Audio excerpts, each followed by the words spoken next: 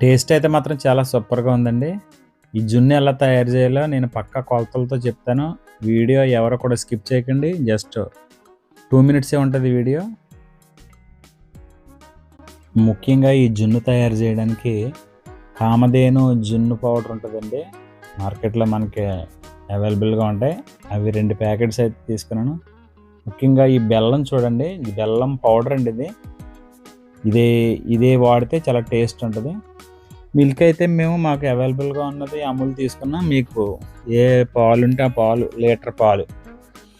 Litre పాల్లో ఈ 2 జున్ను packets కూడా జున్ను పౌడర్ ప్యాకెట్స్ యేసుకొని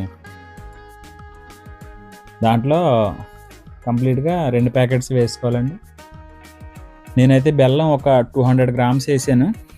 గ్లాస్‌తో కరెక్ట్‌గా కొలిచి. నాకు తీపది కరెక్ట్‌గా సరిపోయింది. దాంతో పాటు మిరియాల పౌడరు, యాలకులు వేసి బాగా మిక్స్ చేసుకోవాలండి అవి. దాంతోని ఇప్పుడు చూస్తున్నారు కదా! పొయ్యి మీద గిన్నె పెట్టుకొని ఆవిరి రావడానికి కొద్దిగా వాటర్ యేసుకొని దాంట్లో మనం మిక్స్ చేసుకున్న ఆ జున్ను పాలుది దాంట్లో పెట్టుకొని పైన మూత పెట్టుకున్న తర్వాత ఒక 25 మినిట్స్ అయితే చక్కగా ఉడకాలండి. ఉడికిన తర్వాత ఇలా ఉంటది. దాన్ని తీసుకెళ్ళి మీరు ఫ్రిడ్జ్‌లో పెట్టిన తర్వాత తీస్తే ఈ స్ట్రక్చర్ అయితే జున్నుకి వస్తదండి. మీరు తిని టేస్ట్ ఎలా ఉందో నాకైతే కామెంట్ సెక్షన్‌లో తెలియచేయండి. ఓకేనండి. ఈ వీడియో నచ్చితే లైక్ చేయండి. మరిన్ని వీడియోల కోసం మా ఛానల్ సబ్స్క్రైబ్ చేయండి. ఓకేనండి. ఉంటానండి. బాయ్.